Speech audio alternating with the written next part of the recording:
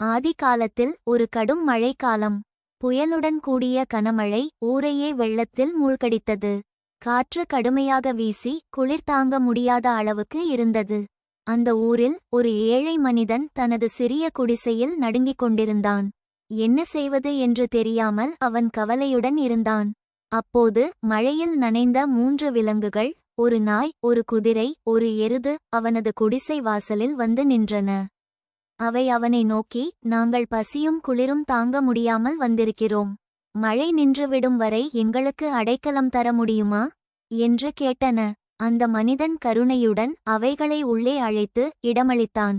குளிரை தாங்க போர்வையும் கொடுத்தான். அத்துடன் தன்னிடம் இருந்த சிறிய உணவையும் அவைகளுடன் பகிர்ந்தான். அந்த 3 விலங்குகளும் மகிழ்ச்சியுடன் உணவு உண்டு அந்த இரவு அமைதியாக உறங்கின. மறுநாள் காலையில் மழை நின்று வானம் தெளிந்தது. விலங்குகள் அவனை நோக்கி, உன் உதவிக்கு நன்றி. உனக்கு என்ன வரம் வேண்டும் என்று கேட்டன. அந்த மனிதனின் மனதில் பேராசை எழுந்தது. அவன் சொன்னான், உங்கள் சிறந்த குணங்களையும் உங்கள் ஆயுளையும் எனக்கு தாருங்கள். விலங்குகள் அதற்கு சம்மதித்து சென்றன. அதன்பின் அவன் வாழ்க்கை மாறியது. இளமையில் குதிரையைப் போல அவசரமும் ஆவேசமும் கொண்டவன் ஆனான். நடுத்தர வயதில் எருதைப் போல கடினமாக உழைத்தான். முதுமையில் நாயைப் போல காரணமின்றி கோபம், எரிச்சல் கொண்டவன் ஆனான். இறுதியில் அவன் வாழ்க்கை முழுவதும் அமைதியின்றி கழிந்தது.